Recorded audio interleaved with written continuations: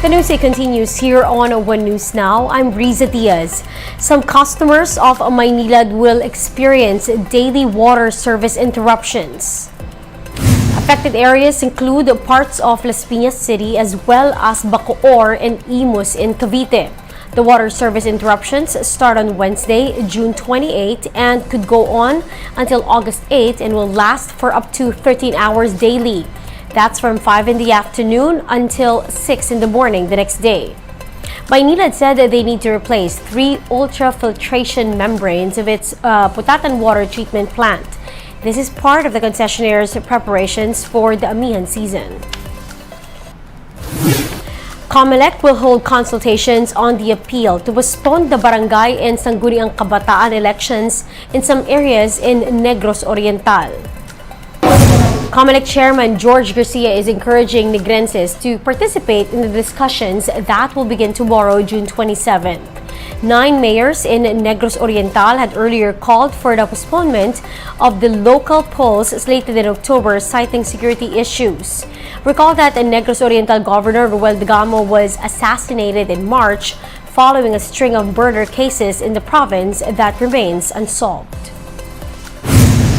Hindi naman po agad ang Comelec ay dideklara ng postponement. Kinakailangan may due process po. Kaya napakiusap natin sa mga kababayan natin sa tech, sana po mag-participate sila sa gagawin natin consultation process. Moving on to another story, analysts hope that the new Bangko Sentral governor will tackle rising prices while protecting economic growth.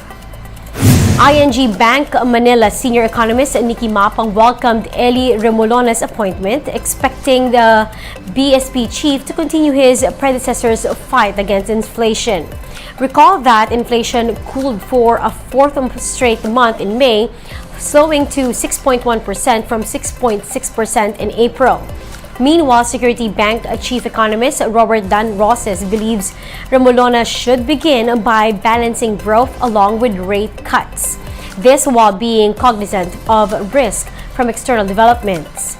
Now, for his part, China Bank Capital Managing Director Juan Paulo Colet also recognized Remolona as a strong choice for BSP governor. However, Colet said that the central bank must keep an adequate interest rate differential with the United States or the Philippine peso's value might slide again. Remolona, a member of the BSP since August 2022, is replacing his monetary board colleague Felipe Medalla effective July 2. Keep up the good work. This was the message of former President Rodrigo Duterte to his successor, President Bongbong Marcos. In an interview, the former chief executive described President Marcos's first year in office as, quote, good. Duterte is attributing the so-called peace in the country to the current administration. Now, in the months leading up to the 2022 presidential elections, Duterte described Marcos Jr. as a spoiled and weak leader. Later on, when Marcos won, Duterte told Filipinos to support the new government. Good. Well, the governance is all good. Walang gulo. We are at peace almost. And they have to credit it to the present administration. Kung ano yung nangyayari sa panahon niya, nakikita natin, very good. More stories coming your way after a quick break. Stay with us.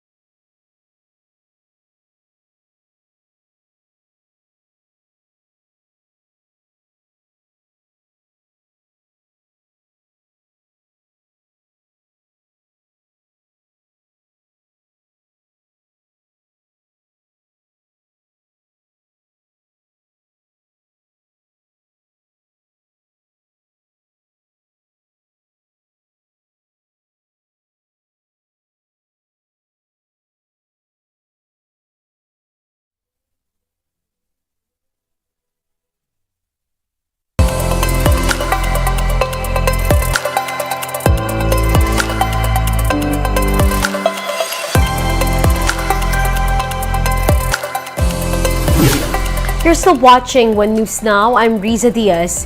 U.S. Secretary of State Antony Blinken said the aborted mutiny in Russia has exposed fresh cracks on the leadership of Vladimir Putin. Blinken believes that Wagner mercenaries weaken Putin in ways that could help Ukraine's counteroffensive against Russian forces.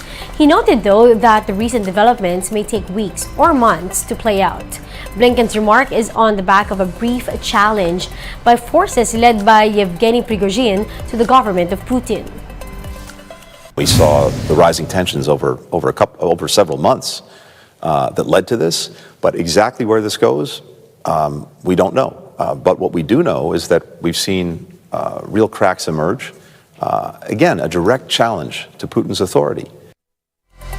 Meantime, Prigozhin has left Russia for Belarus. Kremlin spokesman Dmitry Peskov said the Wagner leaders struck a deal with the Putin government as brokered by Belarusian President Alexander Lukashenko. Peskov added that the case against Prigozhin will be dropped and that the fighters who took part in the rebellion will not face any sanction. Была высшая цель избежать кровопролития, избежать